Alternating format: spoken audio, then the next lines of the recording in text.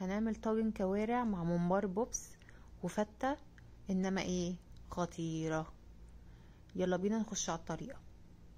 عندي مية من قبل ما تغلي حطيت فيها مستكة ولورا، وجهزت بصلاية وسط مع طماطمية واحدة بس، وحطيتهم في الحلة وغطيت عليهم. اول ما بدأوا يغلوا رحت حاطه عليهم منزل عليهم الكوارع، وحطيت فلفل اسمر وحبهان. عندي شبت وبقدونس وكزبره وبصلتين كبار متقطعين، هقطعهم واجهزهم عشان اسبك للممبار. في حله بقى او في طاسه كبيره هنزل بمعلقه كبيره من السمنه البلدي مع شويه زيت، وهنزل عليهم بالبصل. اول ما البصل يدبل وياخد لون ذهبي كده خفيف، هنزل عليه بسر خطير جدا في التسبيكه، النعناع المجفف. هفرك شويه نعناع هيخلوا ريحه التسبيكه تجنن. بعد كده هحط كبشه من الخضره اللي انا قطعتها، وشمي بقى الريحه، شمي ريحه التسبيكه بتاعك بقى هتكون عامله ازاي. بس هنقلبهم مع بعض شويه يا دوب دقيقتين كده على النار، وهنزل عليهم بعصير الطماطم اللي انا مجهزاه.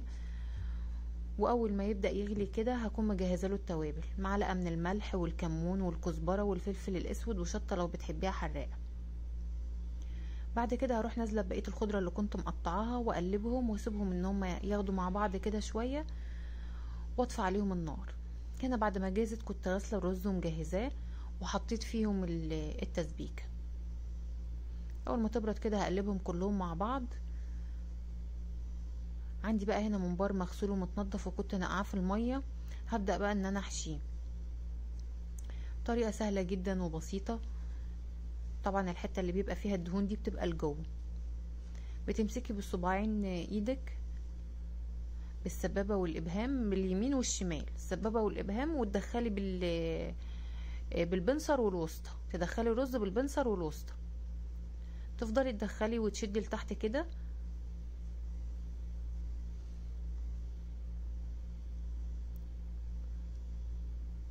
الطريقه دي سهله جدا وسريعه، يعني هتخلصي بسرعه. ما تمليش دايما الممبار رز كتير علشان ما يفرقعش منك ولا يتقطع وهو بيتسلق. شايفه هنا بوضح لك ماسكه بايه، وبدخل بايديا الاتنين بالبنصر والوسطى.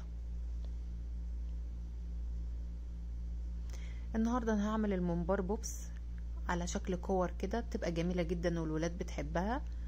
هجيب الخيط واقفل اول الممبار من فوق، الف عليه خيط من غير مربط، بس الف شويه الخيط كده عليه بحيث ان هو يمسكه.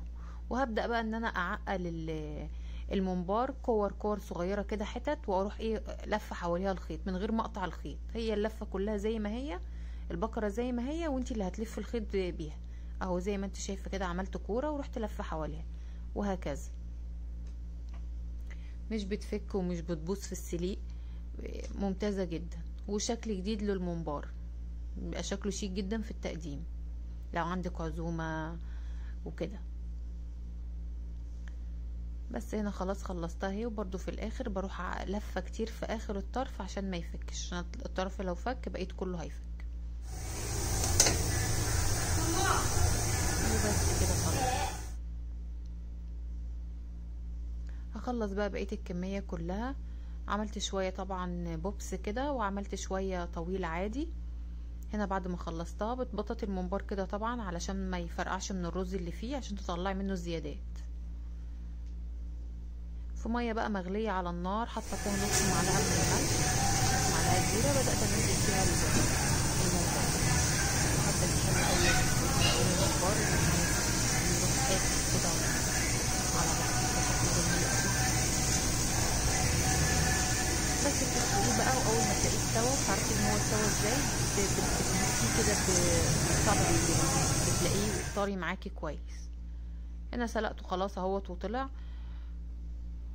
قطعت بقى الكور وشلت الخيط اللي كان عليها، واخدت حبة للاستخدام اللي انا هعملهم النهاردة، والباقي فرزته في الفريزر. ده احلى طريقة لتفريز الممبار، ان انت تحشيه وتسلقيه وبعد كده يتحط في الفريزر، تطلعيه على القلية على طول.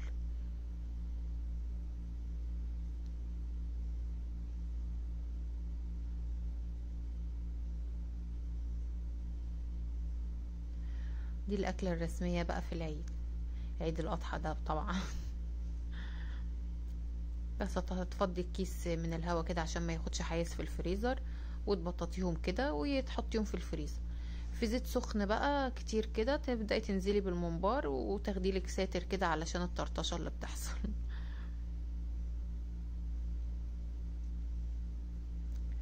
خطي رش عليه بقى ملح وفلفل كده، بيبقى طعمه جميل جدا ومقرمش بقى.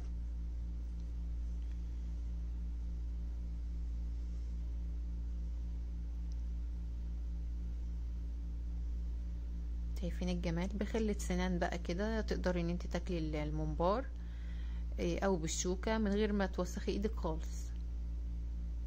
لا، الاكله النهارده انا عاملاها لكم من غير ما حد يوسخ ايده، كلها ايه، ما فيش حد هيمسك حاجه بصباعه.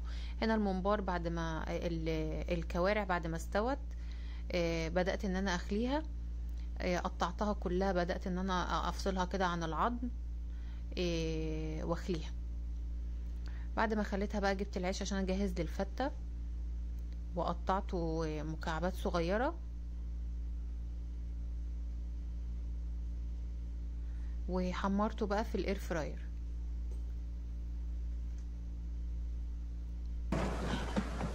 حاول تعمل حاجة صح. جهزت للطشة بقى، الطشة ديت هعمل فيها الكوارع. سمنة، وحطيت عليها الثوم. اول ما اخد لون رحت نازله بالخل، وعندي مقطعه طماطميتين حطيتهم عليهم وسبتهم على النار لحد ما يتسبكوا.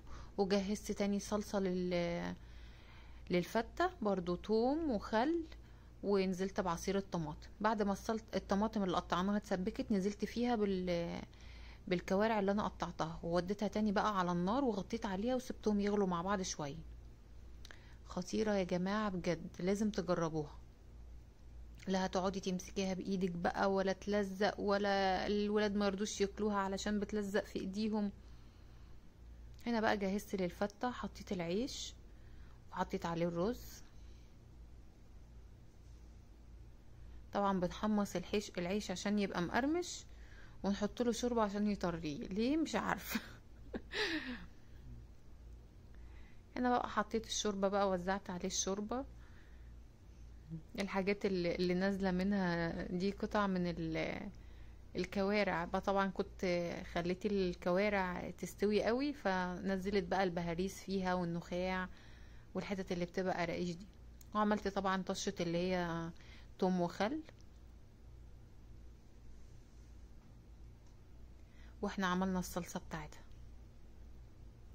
هنحط بقى الصلصة عشان ما نزعلش حد اللي يقولك توم وخل ويقولك لا صلصة. لا، احنا هنعمل توم وخل وصلصة. زينتها كده بشكل حلو كده، تقدري تحطيها بالشكل اللي انت عايزاه، او تحطي الصلصة في طبق لوحدها، واللي عايز يحط صلصة يحط صلصة، واللي مش عايز ما يحطش.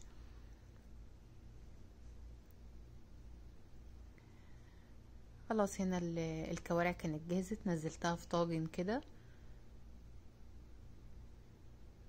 ريحتها تجنن وطعمها لذيذة جدا.